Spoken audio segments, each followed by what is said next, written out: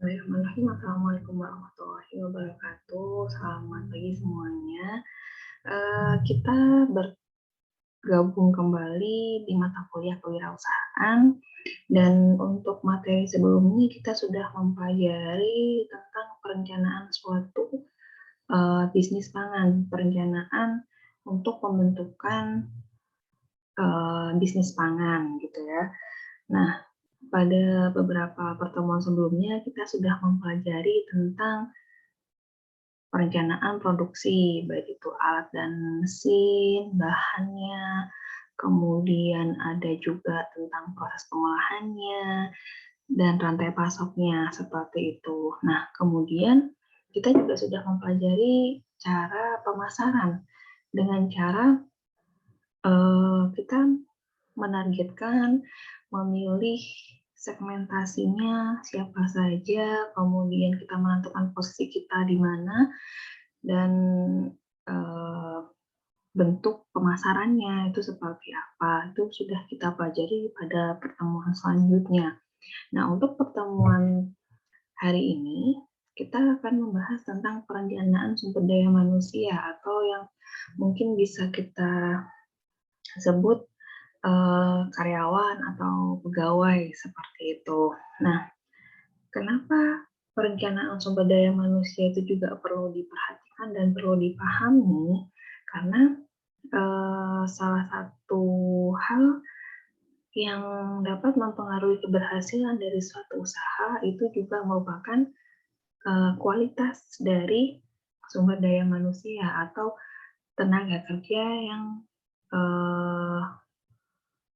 ikut serta di dalam bisnis tersebut. Jadi tidak hanya kita memperhatikan bagaimana produk yang kita jual, tetapi sumber daya manusia ini juga akan dapat mempengaruhi mutu yang akan dihasilkan ketika proses produksi sudah berlangsung. Kemudian tidak hanya dalam proses produksi, tapi bagaimana caranya mereka untuk memasarkan, menjual, dan menawarkan mungkin. Jadi SDM juga sangat penting untuk diperhatikan dan akan mempunyai dampak yang baik ketika kita memilih SDM yang tepat.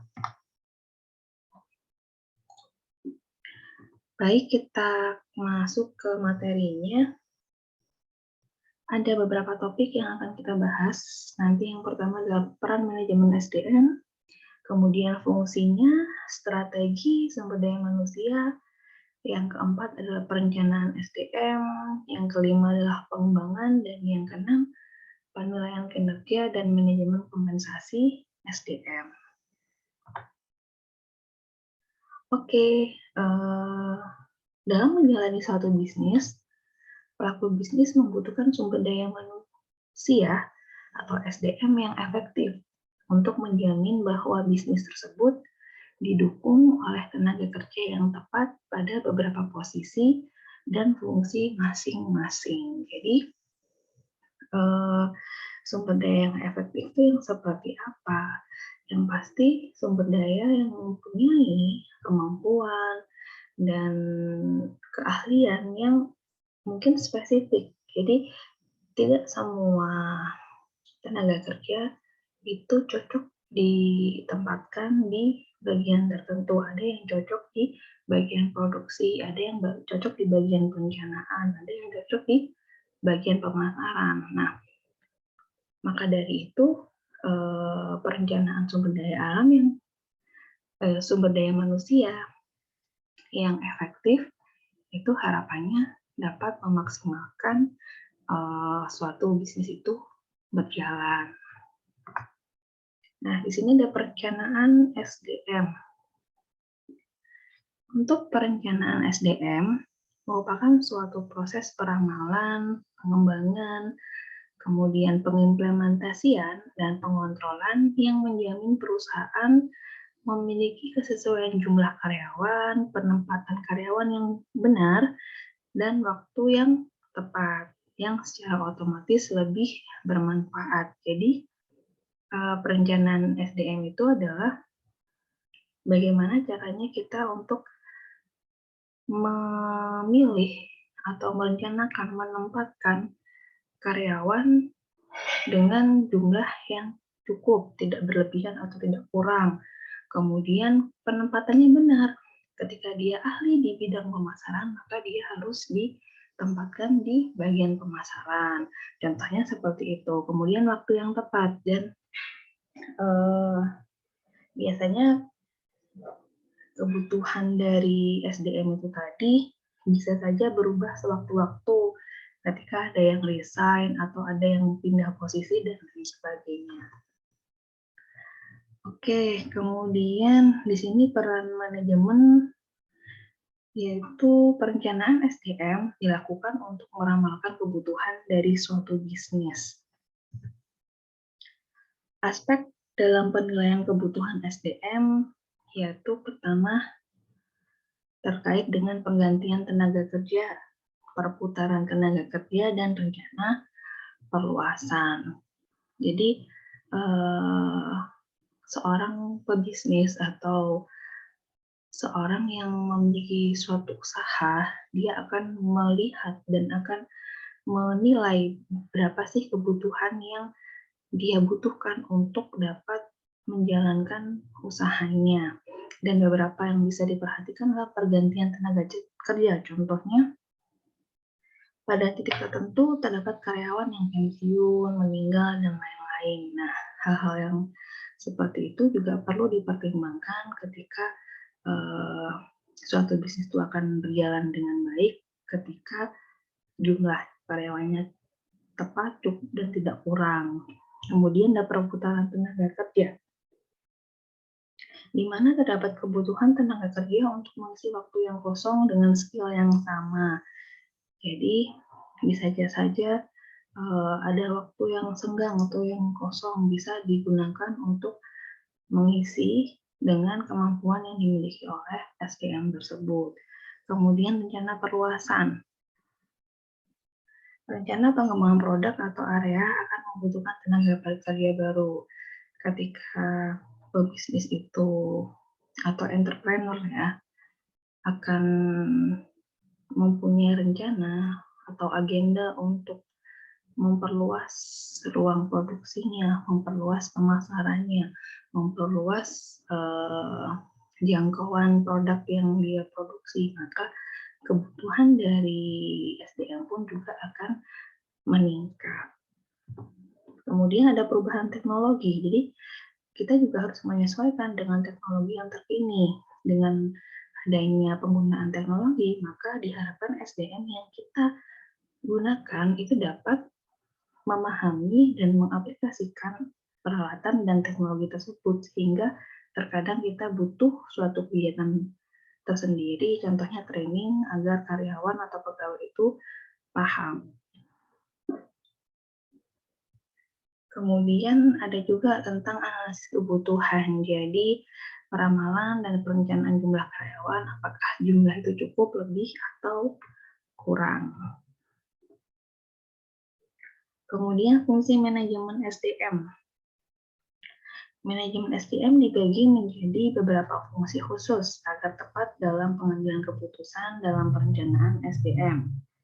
Fungsi manajemen SDM ada beberapa, yaitu untuk perencanaan organisasi, pengarahan, pengendalian, pengadaan, kompensasi, pengembangan SDM, pengintegrasian, kemudian pemeliharaan, kedisiplinan, dan pemberhentian tenaga kerja atau pegawai. Nah, untuk peranan organisasi di sini, sebelum menentukan kebutuhan karyawan, kita harus memahami organisasi atau bisnis kita yang sedang kita lakukan, yang sedang kita jalankan. Ada beberapa hal yang perlu diperhatikan. Yang pertama tentang tipe organisasinya, kemudian uraian tugasnya, ukuran organisasinya, kemudian bentuk hubungan, struktur organisasi, dan tentang kendali pada setiap bagian. Tujuannya adalah untuk mencapai suatu organisasi yang efektif dan efisien. Jadi, perencanaan SDM itu juga bisa dilihat atau memiliki fungsi sebagai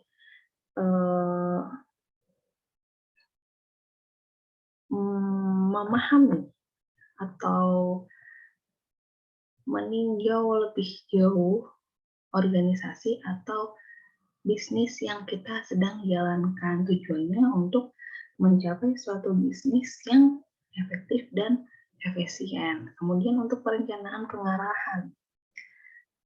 Pengarahan kepada semua SDM sangat penting dilakukan agar tenaga kerja dapat rajin dalam bekerja serta efektif dan efisien dalam mencapai tujuan perusahaan.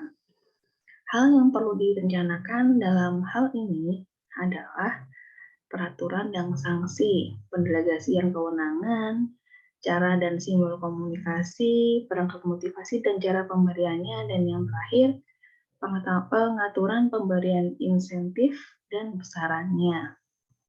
Jadi pengarahan itu juga dapat disampaikan oleh pebisnis kepada tenaga kerja atau pegawainya terkait hal-hal yang ada pada poin 1 hingga poin 5. Kemudian perencanaan pengendalian. Pengendalian SDM dilakukan untuk mengetahui sedini mungkin terjadinya kesalahan dan melakukan tindakan perbaikan. Jadi dengan adanya SDM yang baik, harapannya dapat menganalisis terjadinya kesalahan sedini mungkin dan akan dilakukan proses perbaikan untuk menghindari efek negatif dari kesalahan tadi. Kemudian hal yang perlu direncanakan adalah metode penilaian SDM, periode dan proses penilaian SDM, sistem dan aspek yang dinilai, dan yang terakhir tindakan atau hasil penilaian terhadap SDM. Perencanaan pengadaan di mana SDM ini atau pengadaannya, SDM harus direncanakan dengan baik untuk menjamin kualitas dan kuantitas SDM sesuai dengan yang dibutuhkan oleh perusahaan. Jadi untuk pengadaan karyawan, pengadaan tenaga kerja, itu baiknya dilakukan dengan baik untuk dapat menjamin mutu dan jumlah atau kecukupan dalam pemenuhan SDM di perusahaan tersebut. Hal yang perlu direncanakan adalah penentuan jumlah dan kualitas SDM, tahap proses rekrutmen, kualifikasi dan prosedur rekrutmen, cara penempatan SDM dan sumber SDM, serta metode rekrutmennya. Jadi kita juga harus merencanakan dari awal hingga akhir dari bagaimana cara kita menyampaikan pembukaan lowongan sampai bagaimana caranya kita melakukan rekrutmen tersebut. Kemudian perencanaan kompensasi. Kompensasi perlu direncanakan dan diberikan kepada tenaga kerja dalam rangka mendorong dan mengapresiasi kinerja. Dan hal yang harus direncanakan adalah dasar, sistem, dan metode kompensasi, kebijakan kompensasi, waktu pembayaran kompensasi. Jadi dengan demikian, karena kompensasi itu merupakan hak dari tenaga kerja ketika dia telah melakukan atau sudah berhasil melakukan atau mencapai target seandainya, maka dia berhak mendapatkan kompensasi. Dan sebagai entrepreneur atau sebagai orang yang memiliki perusahaan atau bisnis usaha, dia harusnya sudah mempunyai dan menyampaikan dasar-dasar yang digunakan dalam pemberian kompensasi, baik itu caranya, waktunya, dan besaran atau nominal dari kompensasi tersebut. Kemudian yang keenam adalah sebagai perencanaan pengembangan. Jadi SDM itu juga perlu dikembangkan. Tujuannya adalah untuk meningkatkan kompetensi dan produktivitas. Jadi dengan semakin meningkatnya kemampuan dan wawasan dari tenaga kerja, harapannya itu dapat meningkatkan produktivitas dari bisnis yang kita miliki. Kemudian untuk hal yang perlu direncanakan antara lain metode dan kurikulum pengembangan, tujuan dan peserta pengembangan, tolak ukur metode pengembangan, biaya pengembangan. Yang kelima, dasar penilaian pengembangan, asas dan dasar-dasar promosi tenaga kerja.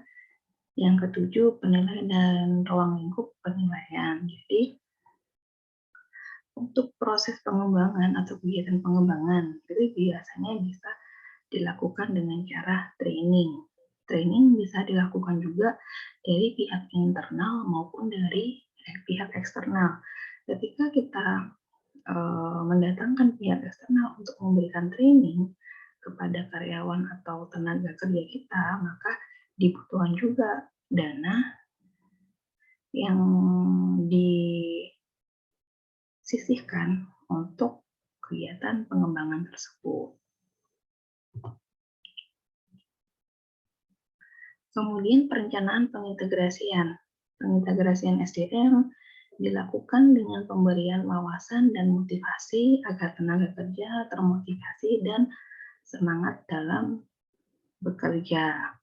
Hal-hal yang perlu diperhatikan adalah metode pengintegrasian, alat dan jenis motivasi, pemimpin dan kesepakatan kerjasama, dan yang terakhir biaya untuk alat motivasi. Jadi tidak hanya pengembangan tadi ya, kita juga harus bisa memberikan motivasi, memberikan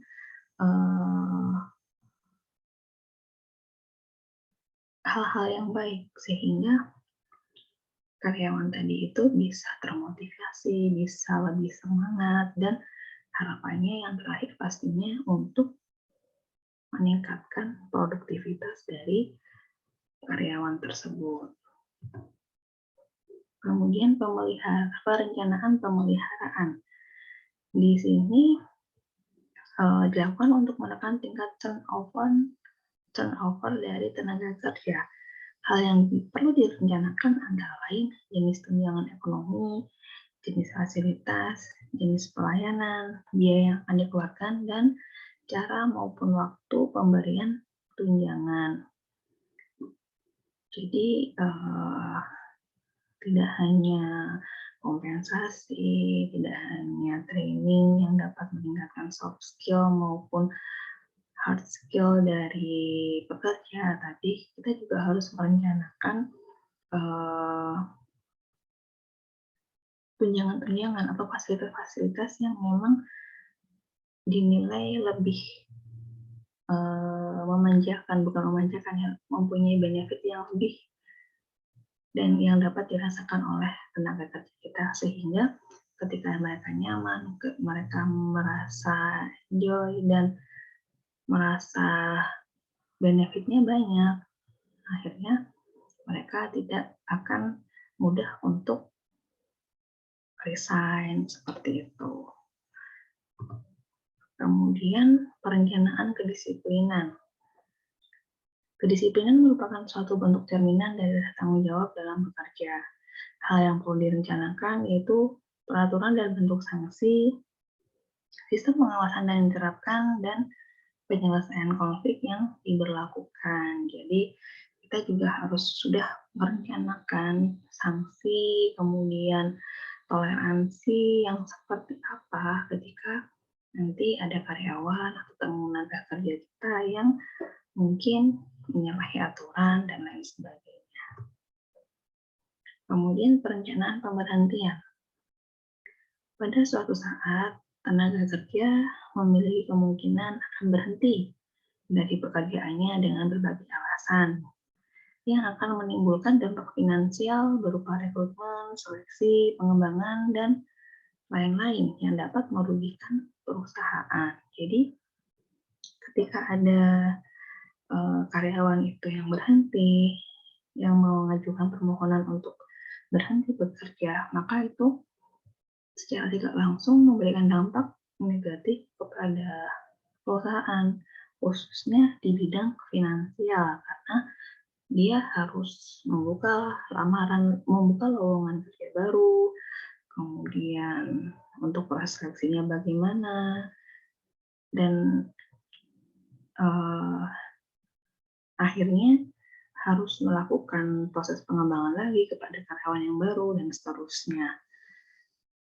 Nah, di sini hal-hal yang harus direncanakan antara lain penetapan syarat status SDM, dia karyawan tetap, kontrak, atau yang lain, kemudian peraturan pemberhentian SDM, persyaratan pensiun, prosedur pemberhentian dengan tidak hormat. Jadi semua hal yang disebutkan tadi sudah harus direncanakan sejak awal untuk bukan mengantisipasi, untuk menghadapi ketika ada karyawan, ada pegawai yang berhenti bekerja. Kemudian untuk poin yang ketiga terkait strategi SDM. Strategi SDM merupakan suatu alat yang digunakan untuk membantu organisasi dalam mengantisipasi dan mengatur penawaran dan permintaan SDM. Dengan strategi SDM, maka akan memberikan gambaran bagaimana suatu bisnis tersebut akan dikembangkan dan dikelola. Oke, yang pertama adalah analisis pekerjaan. Merupakan suatu proses yang digunakan untuk menentukan dan menggambarkan isi pekerjaan sedemikian rupa, sehingga informasi tersebut dapat disampaikan secara detail untuk kepentingan manajemen. Jadi kalau seandainya dalam bisnis pangan, posisinya apa saja? Ada yang di bagian bahan baku, ada yang bagian produksi, ada yang bagian penggudangan, dan lain sebagainya. Itu di masing-masing posisi harus detail. Informasi apa saja yang harus dilakukan, tanggung jawabnya apa saja, sehingga itu akan mempunyai manfaat ketika ada pembukaan lowongan dan lain-lain. Kemudian analisis pekerjaan. Pada bisnis pangan digunakan untuk perencanaan SDM, seleksi, evaluasi, pelatihan dan pengembangan, desain ulang pekerjaan, manajemen kinerja, dan peninjauan atau restrukturisasi organisasi. Jadi dari informasi-informasi yang telah dikumpulkan, posisi tersebut, tugas dan tanggung jawabnya apa saja, bagaimana, dan dari situ akan bisa diketahui jenis pengembangan apa yang perlu dilakukan dan SDM yang seperti apa yang dapat menduduki di posisi tersebut. Faktor yang perlu diperhatikan dalam rancangan pekerjaan yaitu rekayasa industri, rekayasa manusia, perilaku, kemudian yang keempat ada perencanaan SDM. Perencanaan SDM di sini meliputi peramalan, kemudian penetapan sasaran dan perencanaan strategis, pelaksanaan dan evaluasi program. Untuk peramalan, di situ merupakan peramalan yaitu meliputi penawaran dan permintaan dari SDM. Untuk penetapan sasaran dan perencanaan strategis merupakan penetapan sasaran kuantitatif yang berfokus pada masalah yang ada. Dan yang terakhir, pelaksanaan dan evaluasi program merupakan suatu kondisi untuk memastikan setiap SDM dapat bertanggung jawab atas pekerjaannya dan evaluasi apakah dapat memberikan solusi kekurangan atau kelebihan dari SDM. Kemudian pengembangan SDM bisa dilakukan dengan berbagai cara. Salah satunya adalah pelatihan. Pelatihan merupakan salah satu bentuk dari pengembangan SDM dari suatu organisasi. Perannya adalah sebagai wadah untuk pengembangan SDM dengan cara mengajarkan keahlian dan memberikan pengetahuan yang tepat sesuai dengan kompetensi yang diinginkan. Tujuannya untuk memberikan sikap SDM yang dapat melakukan tanggung jawabnya sesuai dengan standar, sehingga dapat diketahui bahwa SDM dapat sesuai dengan produktivitas yang diinginkan. Jadi, proses pengembangan itu bisa dilakukan dengan penelitian, bukan penelitian, pelatihan. Kemudian tujuannya adalah untuk membentuk SDM itu dapat memahami dan mengaplikasikan apa yang sudah dipelajari untuk bisa melakukannya sesuai dengan standar yang telah ditentukan. Dengan demikian, maka harapannya bisnis pangan kita itu dapat meningkat produktivitasnya. Kemudian bentuk pelatihan, nah seperti yang saya sampaikan tadi, ada yang dari internal, ada yang dari eksternal. Untuk yang internal, contohnya adalah demonstrasi, pelatihan, bisa ada dengan rotasi kerja, dan pelatihan teknologi. Untuk yang dari eksternal, bisa berupa ceramah, studi kasus, permainan peran, FGD, pusat pengembangan, dinamika grup, proyek, dan lain-lain. Jadi yang membedakan hanya sumber yang narasumber yang memberikan pelatihan, dan ketika narasumber itu dari luar atau eksternal, bisa dipastikan narasumber tersebut sudah ahli dan sudah mumpuni di bidangnya, sehingga diharapkan ketika memberikan pelatihan dapat menyalurkan wawasan dan ilmunya untuk tenaga kerja yang kita miliki. Kemudian ada penilaian kinerja dan manajemen kompensasi. Penilaian kinerja adalah proses yang dilakukan pebisnis untuk mengevaluasi kinerja karyawan berdasarkan standar kinerja dan mendukung keputusan bisnis pangan. Hal ini biasanya juga akan menentukan tingkat produktivitas dari usaha. Kinerja SDM sangat menentukan kuantitas dan kualitas produk yang dihasilkan, yang menjadi kunci utama dalam melakukan wirausaha. Kemudian manfaatnya apa? Yaitu untuk memperbaiki kinerja, menyesuaikan kompensasinya, kemudian untuk fungsi keputusan penempatan, kebutuhan pelatihan dan pengembangan, perencanaan dan pengembangan karir, mau umpan balik pada SDM. Jadi tidak hanya mahasiswa, tapi pegawai, kemudian tenaga kerja itu juga akan dilakukan suatu kegiatan penilaian kinerja. Bagaimana kinerjanya dari waktu ke waktu. Biasanya penilaian kinerja itu dilakukan pada periode tertentu, mungkin pada tahun pertama, tahun kedua, dan lain-lain. Jadi tujuannya adalah untuk memperbaiki kinerja. Jadi kalau seandainya ada tenaga kerja yang bekerjanya kurang baik dan itu dinilai tidak baik, sehingga ada instruksi atau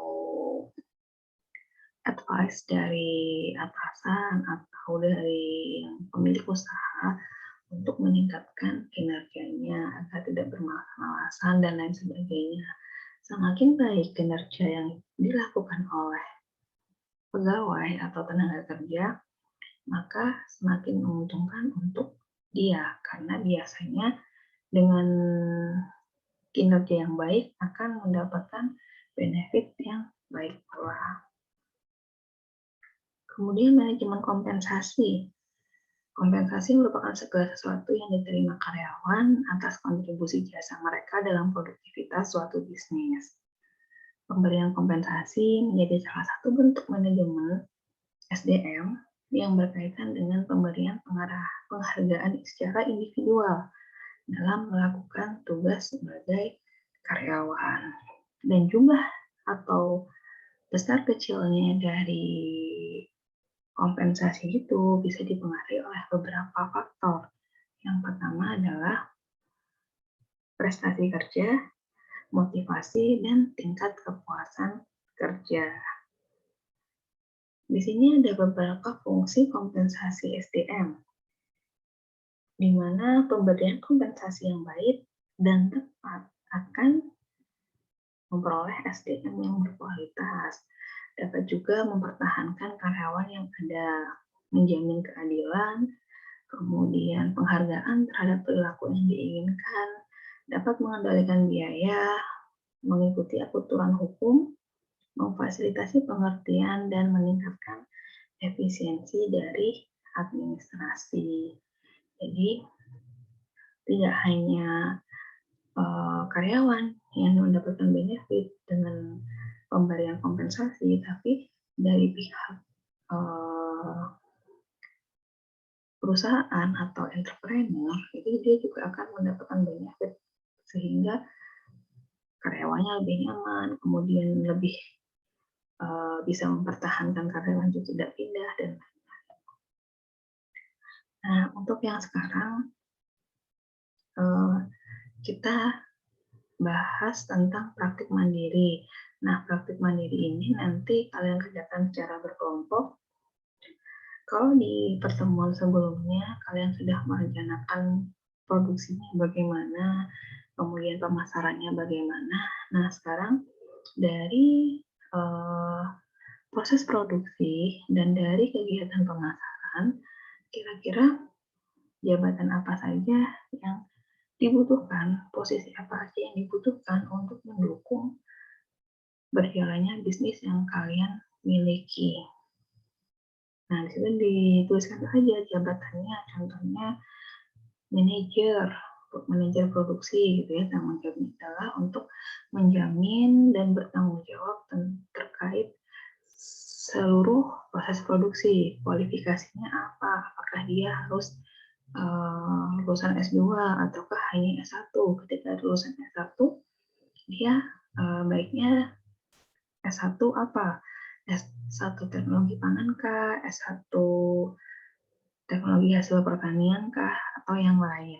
Kemudian pelatihan yang diberikan. Jadi kalau seandainya untuk di bagian produksi, kira-kira